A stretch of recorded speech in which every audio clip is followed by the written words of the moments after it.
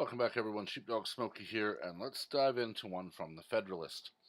In ethics seminar, lawyers say they'd report a client for legally owning a gun.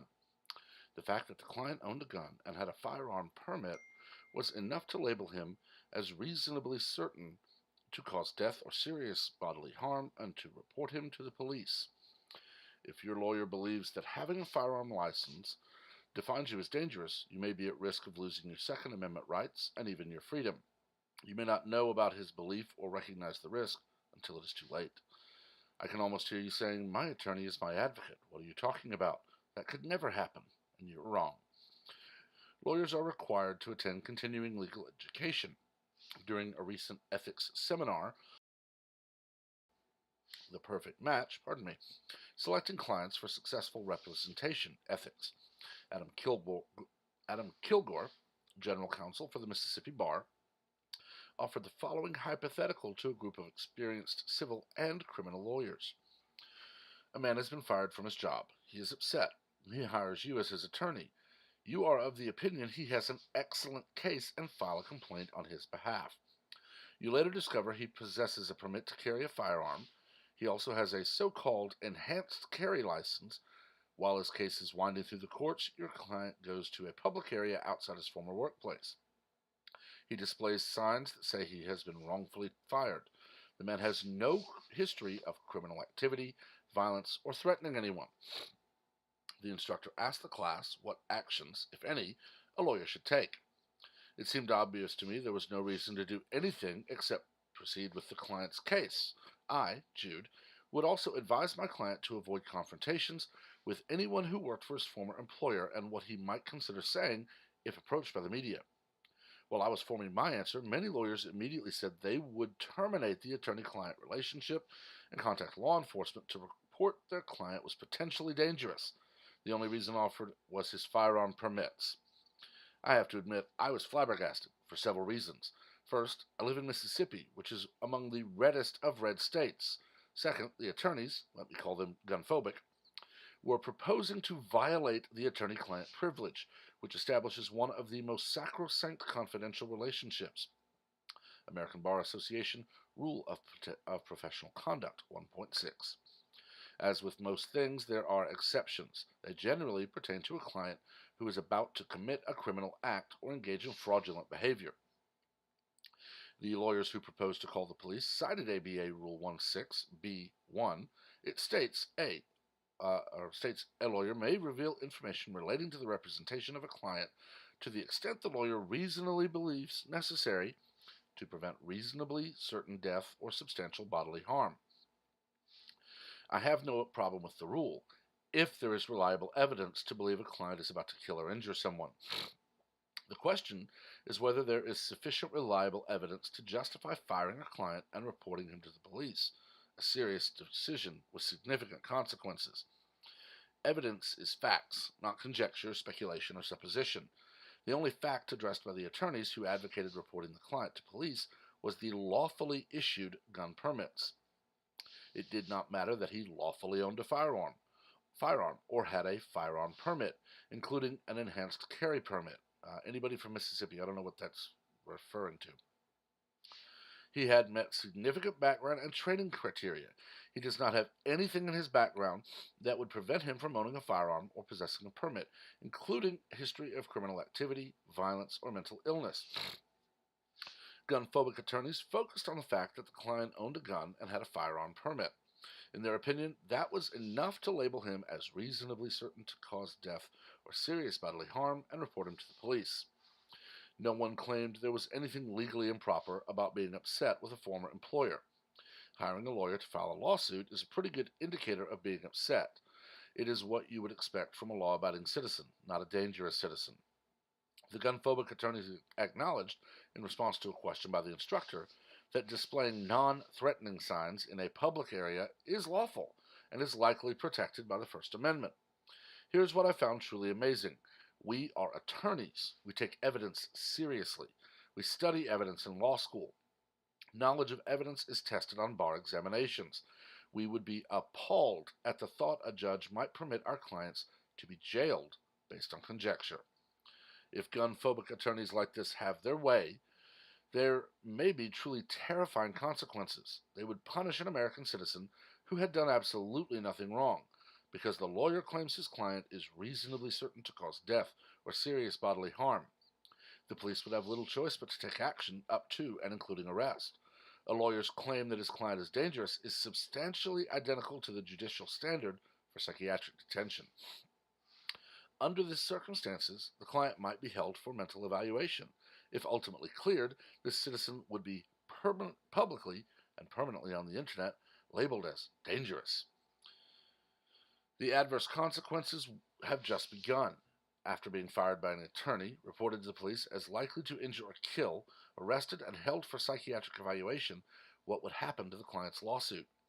He would face the almost insurmountable burden of finding a new lawyer.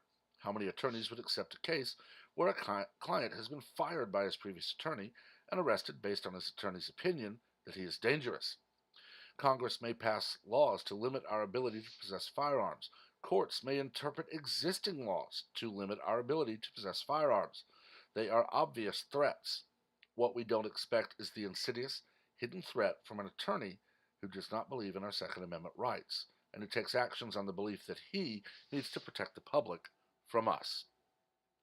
And you can see here the information about Ms. Jude. Apparently, she is a former Marine Corps JAG attorney. So I would say this young lady probably has a lot of experience. This right here is just as dangerous as the so-called red flag laws I discussed recently. This is one where someone who has very little knowledge of you ruins your life. In the case of the red flag law, the judge, who has to rule based on a preponderance of evidence, is only presented the evidence by the accuser. So naturally, there's always a preponderance. In this case, the attorney goes to the judge. The judge assumes the attorney has a very close relationship with their client. After all, this is an attorney that's been arguing cases for a little bit, at least if not a long while. They tell the judge they believe that there is a substantial risk that you will cause harm, injury, or death simply because you own a firearm. Think about this as well. This is in Mississippi, as Ms. Jude said, one of the reddest of red states. How many law-abiding Mississippi residents don't own a firearm of one kind or another, or multiple? I have friends of mine who moved from Mississippi and Georgia, Alabama, all over the Southeast while we were in high school.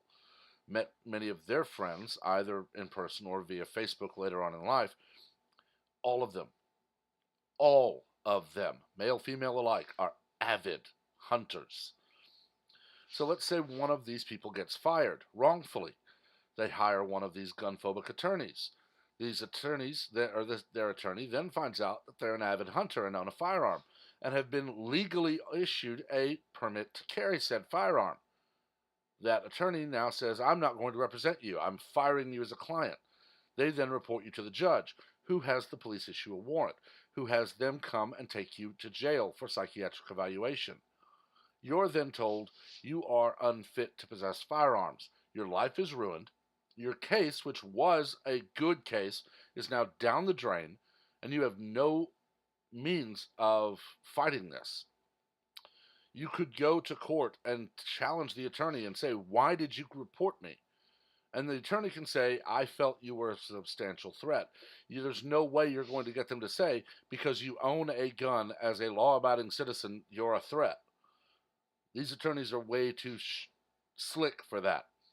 They're going to say, well, you were upset having lost your job, and the fact that you own a gun and were in that mental state, I did not feel safe. You're just shot down again. You've lost your job. You've lost the case. They're still going to bill you for the time they were your attorney. You're going to be out in days, weeks, maybe months of your life from going to jail, the psych eval. You're labeled dangerous for a period of time publicly, and as Ms. Jude said, on the internet it's forever. You'll probably have your firearms seized, not even mandatorily bought back, as Mr. Eric Nukes Swalwell says. So you've lost your property. There was no due process in the lawyer saying you're dangerous. There was no judge interview to say, why do you believe they're dangerous? And press until the lawyer says, well, they own a gun. The worst part of it is, in Mississippi, that judge is probably an avid hunter. But unless it's in the millions of chances, or 1 in a million chance, that you know the judge personally and they know you well enough to know the lawyer is an idiot, you're screwed. This is the way liberals are planning to disarm the country. They're going to pass law after law after law, allowing anyone under the sun to report you or me or anyone else as dangerous, simply because you own a firearm. This could literally be someone who encounters you at the gun range, but they happen to not like Donald Trump. And if they see you wearing a MAGA hat, they know you own a gun. All they have to do is say that you are dangerous. You've registered, they have pictures of you. The gun range will be compelled to tell the officers who you are, and you lose your guns. And then 2 to 3 weeks later, you get to make your case. But as was said in that video, the judge has issued an order. They're now on the record saying you are dangerous. It's a 1,000,000 to 1 shot that you'll ever convince them otherwise. And as I mentioned in that other video, we've already had one person shot dead by officers serving a warrantless search and seizure complaint against someone who was a better debater than the person who complained. And that person will never have a word said against them by the legal system, because they said, I genuinely felt threatened. They were a threat, and they will defend it till the day they die. This is dangerous. 10 years ago, Venezuela disarmed all citizens. Firearms were for police and for military only. 10 years later, Maduro, the dictator in power who refuses to allow an actual fair election and is just sitting in his palace, is having his security forces kill Venezuelans who are finally rising up and saying, get rid of the dictator. Gallardo is unable to really take much control because so far the majority of the security forces in the country are loyal to the man that pays them. We're watching the implosion of a once beautiful and free country because 10 years ago they were disarmed. And this is just the beginning of the process here. If next year any of the idiots on the left actually manage to cheat their way to victory and take the White House, this country will fracture. Because as Kamala Harris and Eric Swalwell have already said, they're just going to do it. Swalwell is going to make sure that you are forced, by threat of incarceration and losing every gun you own, to sell the guns he deems you aren't worthy of back at a pittance. Kamala's just going to rule on what you're allowed to own or not, and then they'll just be seized. We're at a tipping point. We have attorneys that are supposed to represent you in good faith, and they could simply ask you, why do you have a permit? Why do you have a gun? And you simply answer, I hunt, and I have the permit so I can carry it on me while I'm going to and from the hunt. Or say they have a young woman as a client, and they report her, and it's later found out that because they reported her and she was disarmed, she was beaten to death by a violent ex-boyfriend who was just waiting for her to be without a gun. The world is a dark, scary place. We have people who are intent on committing evil, and lawyers like this are just helping them, because by reporting you as dangerous, they ruin your life. Ultimately, you're going to be ruled as dangerous, and then you're disarmed. And the lawyer will pat themselves on the back that another gun-loving wacko has been taken out of society. They no longer have those guns to use to threaten people. And in my hypothetical, where they do this to a young lady who's later beaten to death by a violent ex-boyfriend or violent ex-husband, who she had a restraining order against, but only her owning a gun actually made him think twice about violating it, they will say it's a horrible thing. My heart's broken, but it's just, unfortunately, we can't control evil people. Do you see? They don't care about anything but control. So I would say make sure you know your attorney very well before you say anything under attorney-client privilege. Because as you see by this article, as long as they're able to spin the words, they can violate that on a whim. I've talked long enough about this one. Let me know what you think. As always, remember, keep it civil. We do not learn from argument. We learn from debate. And as always, please like, comment on, and share this video, as well as subscribe and activate notifications so that you are among the first to know of any and all new content as it is posted. Until next time, everyone have a wonderful day.